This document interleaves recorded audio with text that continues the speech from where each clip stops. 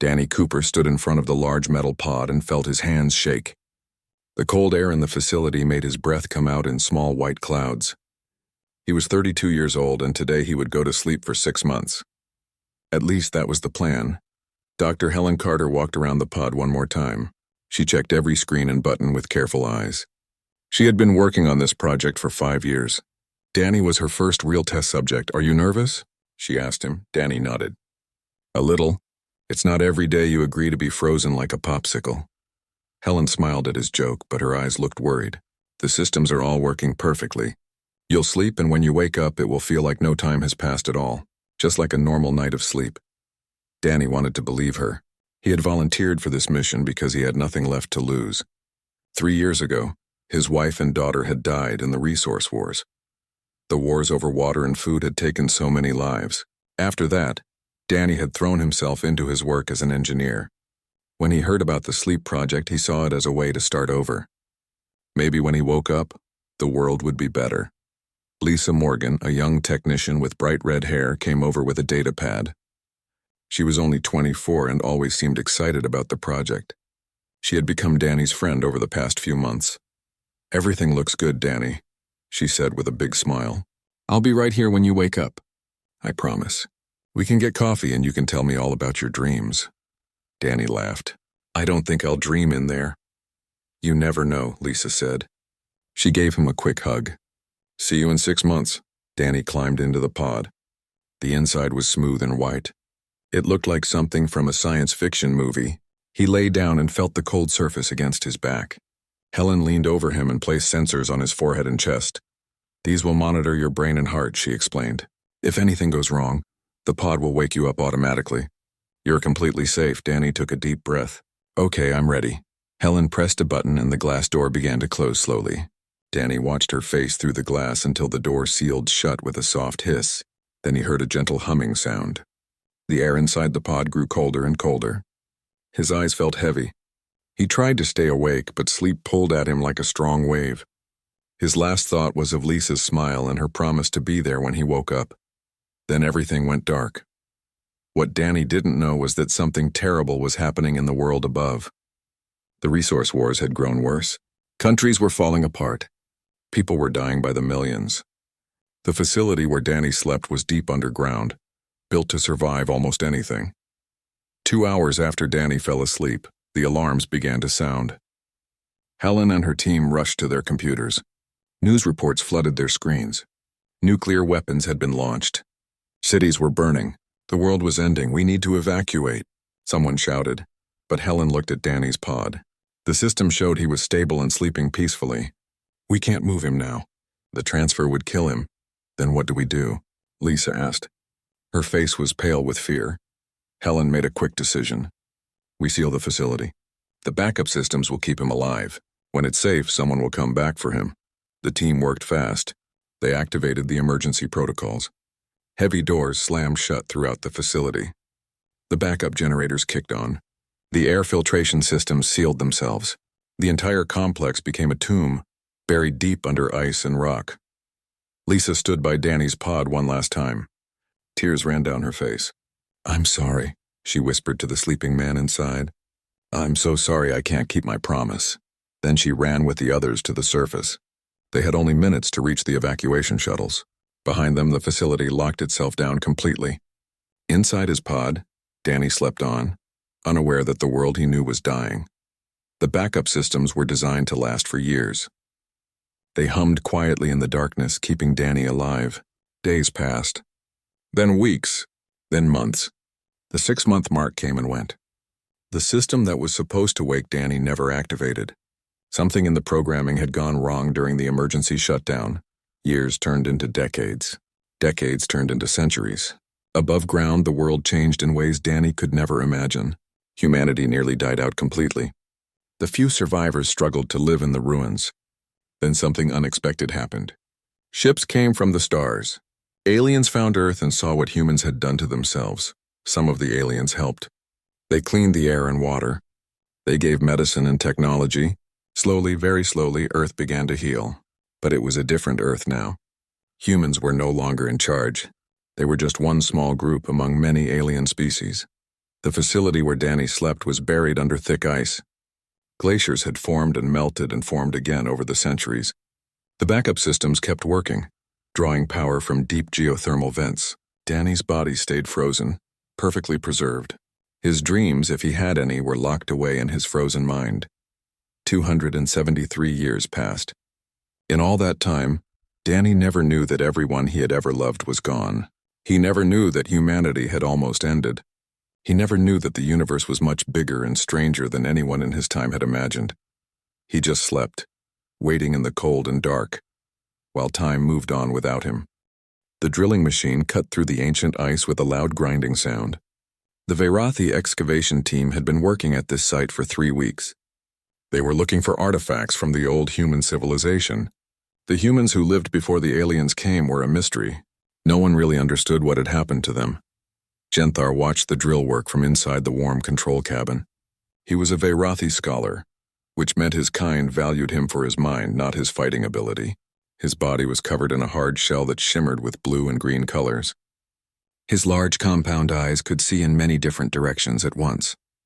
4 arms helped him work the controls with quick, precise movements. "We're approaching the structure," one of his assistants called out. "Sensors show a large underground space." Genthar felt a rush of excitement. His translator implant made his thoughts into words that his team could understand. "Slow the drill. We don't want to damage anything important." The drill slowed down. Minutes later, it broke through into a chamber below. Cold air rushed up from the hole. Genthar and his team prepared their equipment and descended into the facility. The underground complex was in surprisingly good condition. The metal walls were covered in frost, but the structure was intact.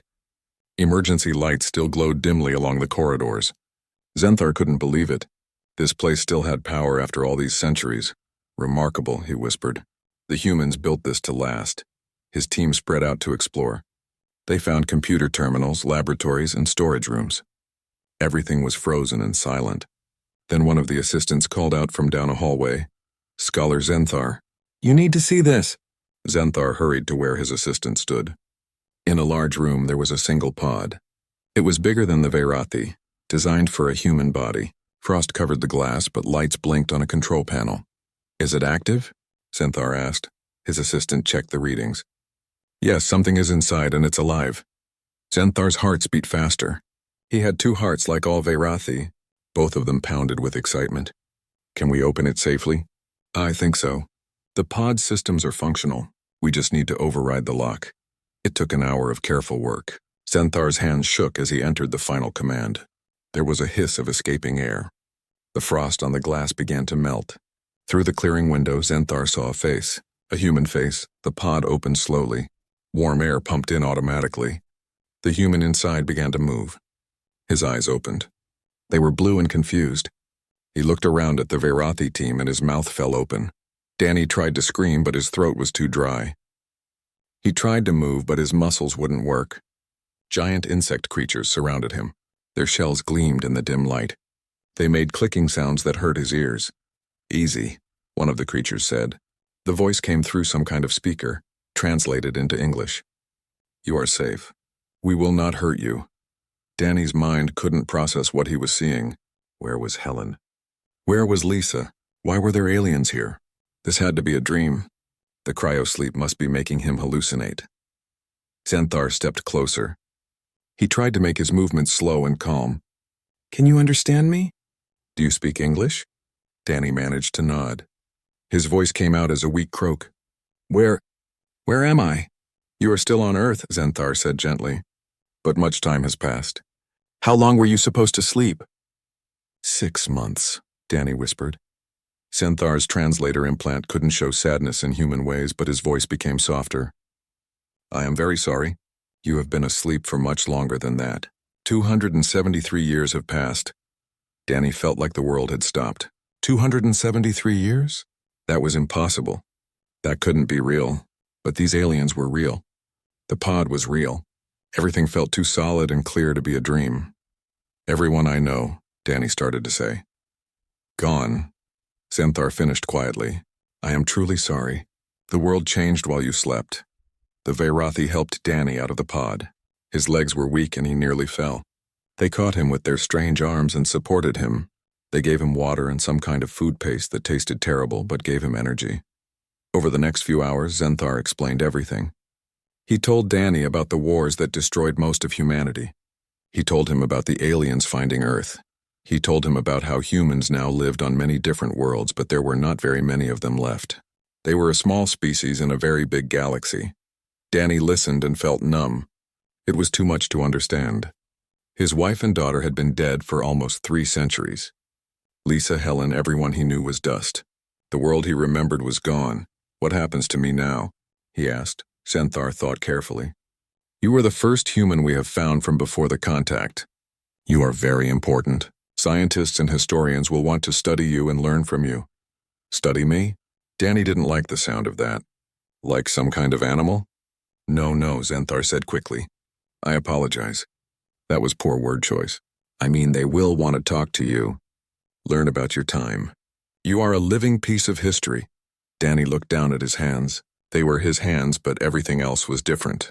He was alone in a future he didn't understand, surrounded by aliens, and everyone he loved was dead. I need time, he said quietly. Of course, Zenthar agreed. We will take you somewhere safe. Somewhere you can rest and recover. There is a human settlement not far from here. You can meet others of your kind, but Danny knew those humans wouldn't really be his kind. They would be people who grew up with aliens.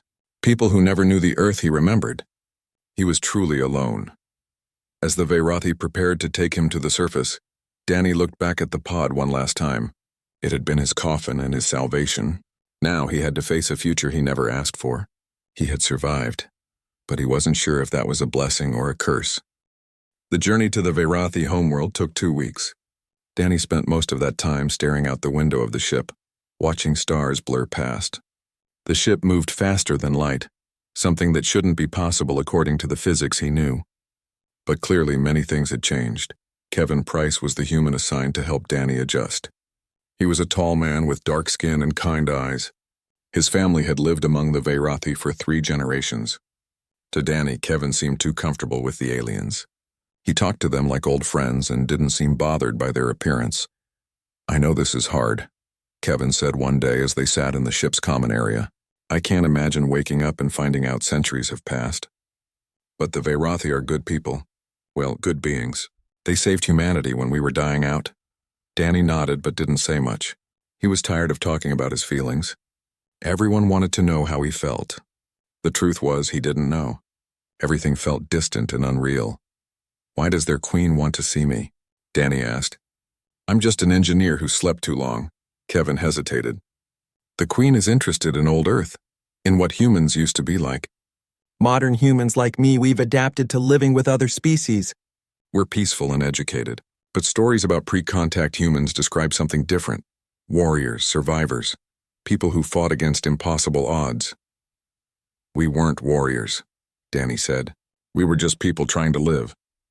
Maybe, Kevin said. But you survived things we can't imagine. The Veyrathi respect that. When they finally arrived at Ver Prime, the Veyrathi homeworld, Danny was stunned. The planet was beautiful. Massive cities of crystal and metal rose from lush forests. Ships filled the sky like schools of fish. Billions of Veyrathi lived here in harmony. The royal palace was the most impressive structure Danny had ever seen. It stretched upward like a mountain made of light. Guards in elaborate armor stood at every entrance. They escorted Danny and Kevin through halls decorated with art from hundreds of different worlds. Finally, they reached the throne room. It was enormous, with a ceiling so high Danny could barely see it. At the far end on a raised platform sat Queen Jathara. She was larger than the other Veyrathi Danny had met. Her shell was deep purple and black, polished to a mirror shine. Jewels were embedded in her carapace, marking her status. Her eyes focused on Danny with an intensity that made him uncomfortable. Approach, she said. Her voice was translated into perfect English, but there was something commanding about it that made Danny's instincts tell him to obey. Kevin bowed deeply. Danny didn't. He walked forward and stopped at a respectful distance, but he didn't bow. He saw Kevin's shocked expression from the corner of his eye.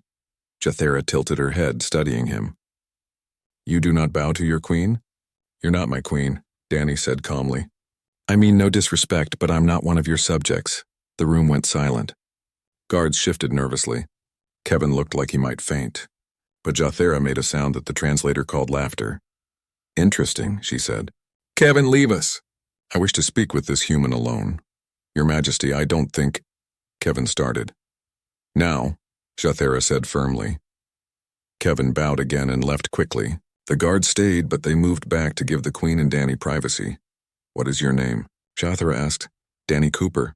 Danny Cooper, she repeated. I have read about you. About your time. Your species was destroying itself, yet you volunteered to sleep through it. Were you running away? The question surprised Danny. Maybe. I lost my family. I didn't have much reason to stay awake. And now you are here in a future you did not choose. What will you do? Danny shrugged. I don't know. Survive, I guess. That's what humans do. Jathera stood and walked down from her platform. She was twice Danny's height and her movements were graceful despite her size. She circled him slowly like a predator examining prey. The humans of today are soft, she said. They are scholars and artists. They contribute to our society, but they have lost something. The fire that made them survive when their world died. You have that fire. I can see it. What do you want from me? Danny asked directly. Jathera stopped in front of him. My empire is in danger. There is another species, the Kresh, who believe we are weak. They attack our borders. They win battles that we should win. My people have lived in peace for so long that they have forgotten how to truly fight. I'm not a soldier, Danny said.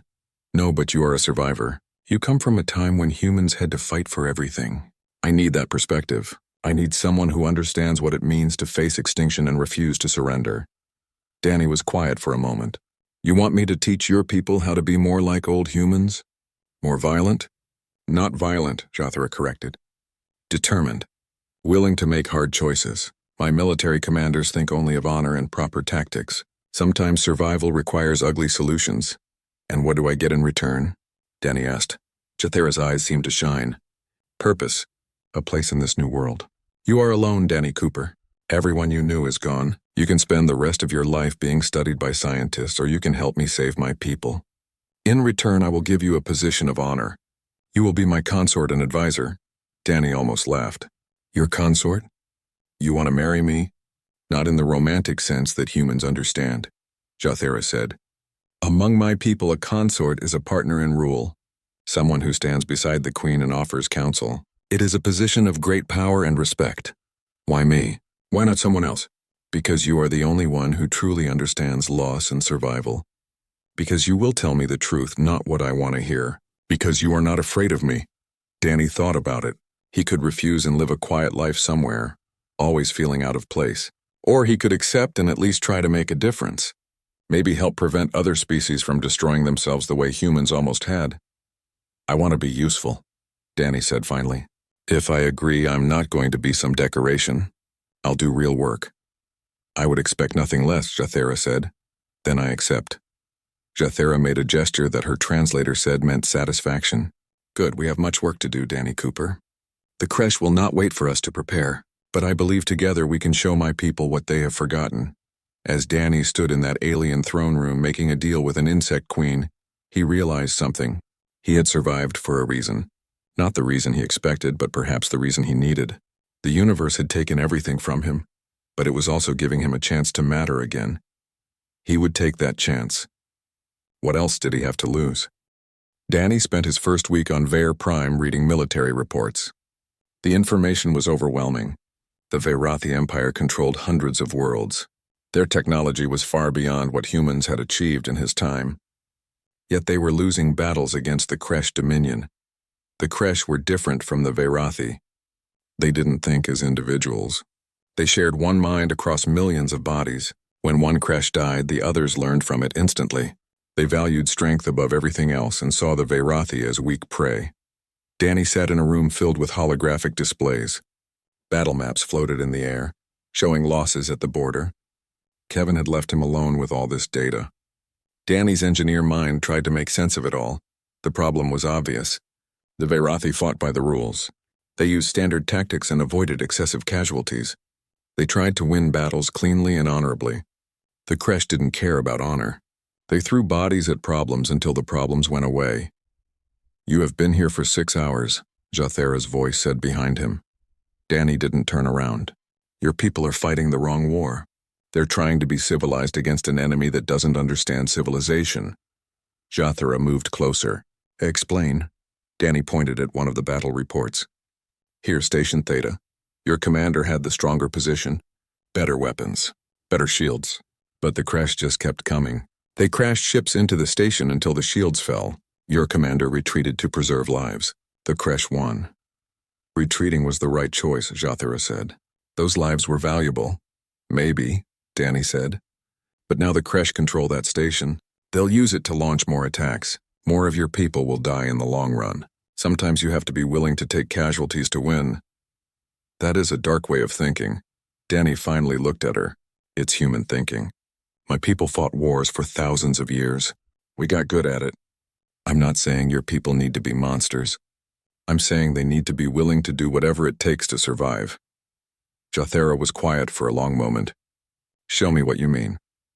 Over the next few days, Danny outlined strategies that made the Vairathi military advisors uncomfortable.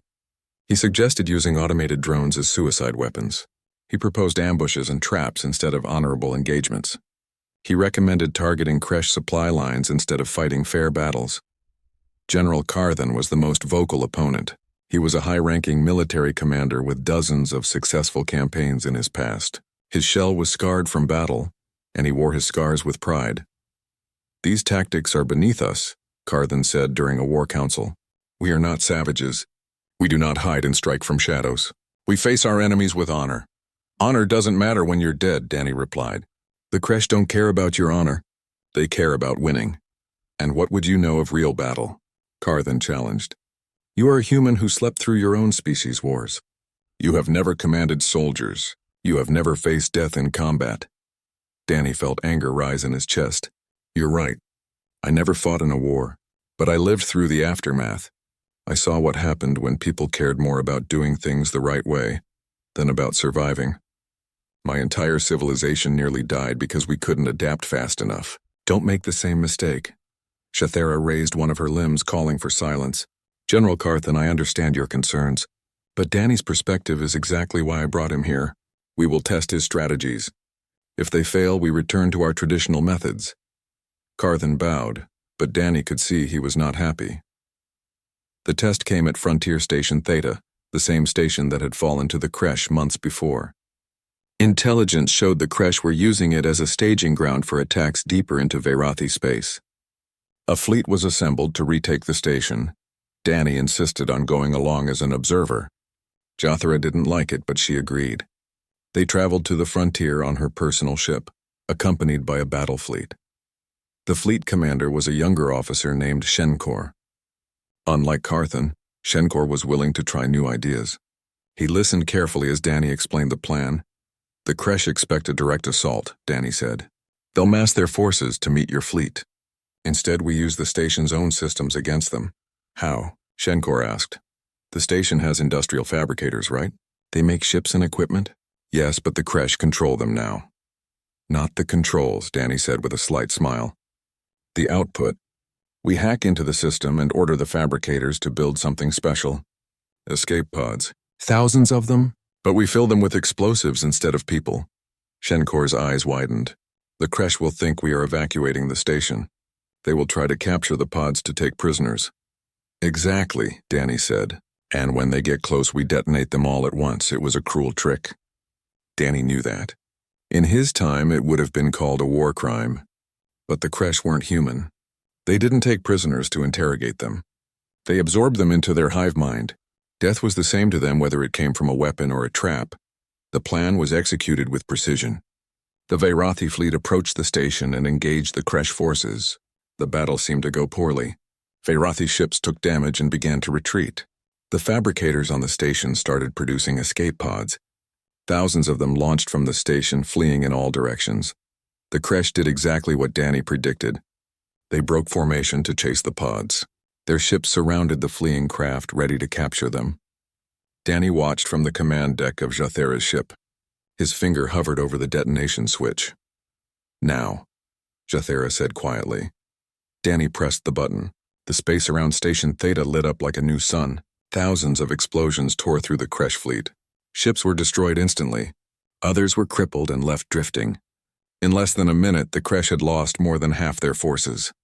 The remaining Veyrathi fleet turned and attacked. The Kresh, confused and damaged, couldn't mount an effective defense.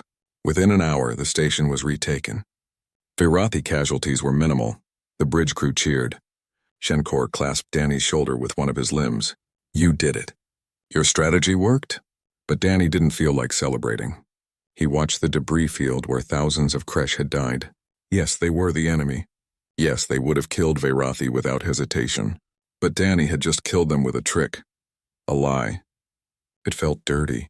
Jathara noticed his expression. Later, when they were alone, she spoke to him. "You are troubled by the victory.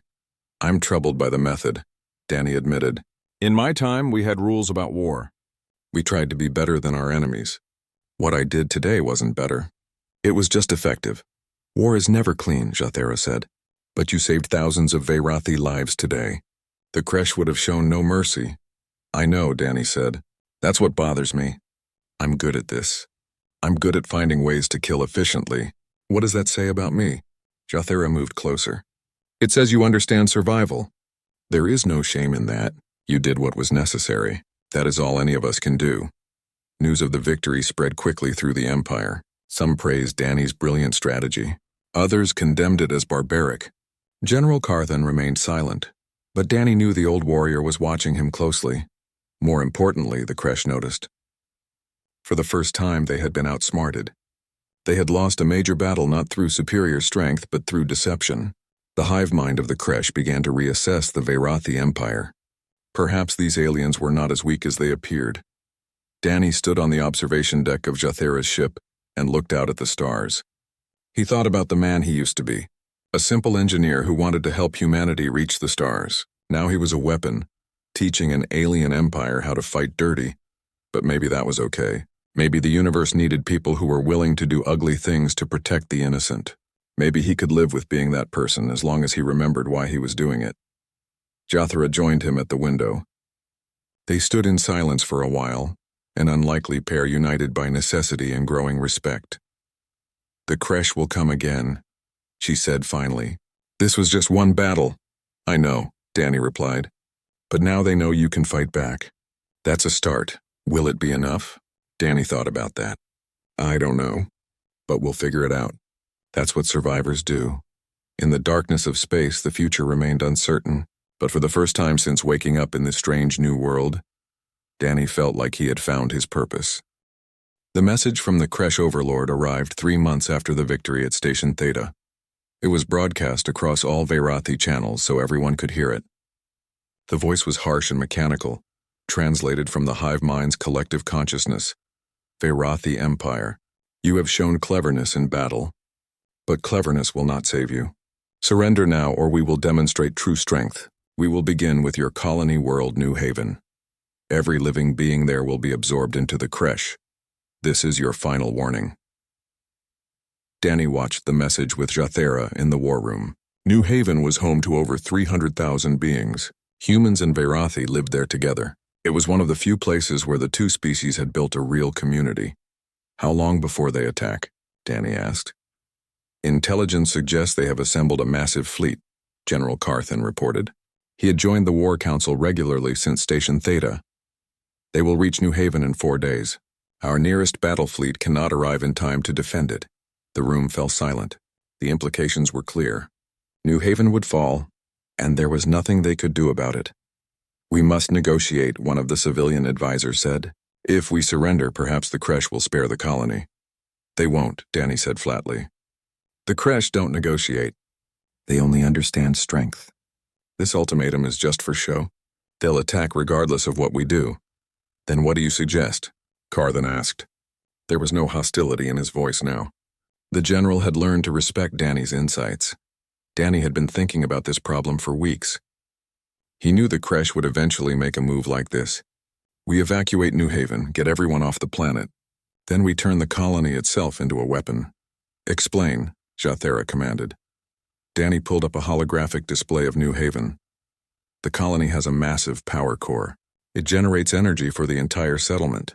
If we overload it and sync it with a gravity well generator, we can create a trap. When the Kresh fleet arrives, we pull them out of faster-than-light travel directly into an ambush. That would destroy the planet, one advisor protested. Years of work would be lost. Yes, Danny agreed. But the people would survive. Planets can be rebuilt. Lives can't. The room erupted in arguments. Some thought the plan was brilliant. Others called it madness. But Jathara listened to all of them and then made her decision. We proceed with Danny's plan. Begin evacuation immediately. General Carthan, assemble what fleet forces we can gather. They need to be in position when the Kresh arrive. The next 3 days were chaos. Every ship that could fly was sent to New Haven. Civilians packed what they could carry and boarded evacuation transports. Danny went to the planet himself to oversee the technical preparations. Kevin Price was there, helping coordinate the human evacuation. People are scared, he told Danny. They don't understand why we have to abandon their homes. Because homes can be rebuilt, Danny said, repeating what he'd told the council. Tell them that. Tell them we're not giving up. We're adapting. On the final day, Danny and a small team of volunteers stayed behind to finish the preparations. They worked in the colony's main power facility, programming the systems for what they needed to do. Every calculation had to be perfect. If they got the timing wrong, the Kresh fleet might escape the trap. Jathara wanted to stay with him, but Danny insisted she leave. If this goes wrong, the Empire needs its queen, he told her. She touched his face gently with one of her smaller limbs. It was an intimate gesture among her people. If this goes wrong, I want to be with you at the end. It won't go wrong, Danny said with more confidence than he felt. Trust me. Finally, there was no more time. The Kresh fleet was approaching. Danny and his team boarded the last shuttle and left New Haven behind. The colony that had been home to so many was now empty, waiting to become a weapon. From the safety of Jathara's command ship, Danny watched the trap unfold. The Kresh fleet appeared at the edge of the system, massive and terrifying. Hundreds of ships, maybe thousands, all moving with the unified purpose of the hive mind. They approached New Haven confidently. Sensors would show them an empty colony abandoned by cowards. They would land and claim it as a victory, another step in their conquest of Veirathi space. But they never reached the planet. When they got close enough, Danny activated the gravity well generator. Space itself seemed to twist. The Kresh fleet was yanked out of faster-than-light travel. They appeared directly in the middle of the minefield that the Veirathi had secretly deployed. Explosions lit up the darkness. Kresh ships collided with each other in the confusion. And then the planet itself exploded. The overloaded power core detonated with the force of a small star. The shockwave caught the Kresh fleet and tore through it like paper. The Veirathi fleet, positioned at a safe distance, moved in to finish the job. What remained of the Kresh armada was shattered and scattered. It was a devastating defeat for the hive mind, but the cost was high. New Haven was gone. A beautiful world turned into debris and radiation. Danny watched the destruction on the monitors and felt sick. Yes, they had won. Yes, they had saved lives, but the price felt too high. In the aftermath, the Kresh Dominion went silent. Their attacks on the border stopped. Intelligence suggested that the hive mind was reassessing its strategy. The Veirathi Empire had proven it could fight back, even if it meant terrible sacrifice. A week later, the Kresh sent a new message. This time it was a request for peace negotiations. They had learned respect for the Veirathi, and they were willing to establish borders and end the war. Jathara accepted. The long war was over, ended not by total victory but by mutual understanding. The Kresh recognized that conquering the Veirathi would cost too much. The Veirathi recognized that they could defend themselves if they were willing to make hard choices. Danny's role in the victory made him famous across the Empire. Some called him a hero. Others called him a butcher. He didn't care much about either label. He had done what needed to be done, and now it was time to figure out what came next. The official ceremony was held on Ver Prime. Thousands gathered to witness Jathara formally name Danny as her consort. He wore clothes designed to blend human and Veirathi styles, looking strange and out of place yet somehow right. As he stood beside the queen, listening to her speech about courage and adaptation, Danny thought about how far he had come. He had been a man out of time, lost and alone. Now he was part of something bigger. He had helped shape the future of an empire, The galaxy is vast, Jathera told the crowd. It is full of challenges we cannot predict. But we have learned that survival requires change. We must honor our civilization while embracing the strength to defend it. This human Danny Cooper has taught us that lesson. He stands as a bridge between what we were and what we must become. Years passed. Danny and Jathera worked together to reform the Empire's military and diplomatic approaches. They found balance between civilization and survival. The Veirathi became neither savage nor weak, but something in between. Human colonies across the galaxy heard about Danny's story. A new generation began to reclaim their species' heritage. They learned about the resilience and determination that had once defined humanity. They became proud of what their ancestors had survived. One day, Danny visited Earth. He stood in the frozen north where his facility had been buried. Someone had built a memorial there, a monument to all the humans who had died in the resource wars. Lisa Morgan's name was on it, along with millions of others. Danny placed his hand on the cold stone and said a silent goodbye. They were gone, but they weren't forgotten. He carried them with him in every decision he made, in every life he saved. When he returned to Ver Prime, Jathera was waiting for him. She could read his moods now after years of partnership.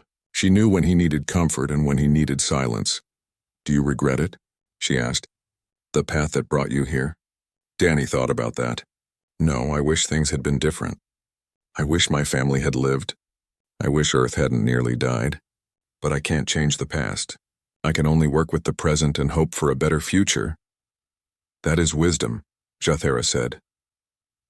They walked together through the palace gardens, an unlikely pair united by necessity and friendship.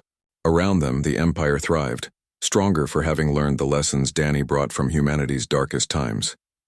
The universe was still vast and full of challenges. New threats would come, but Danny had learned something important.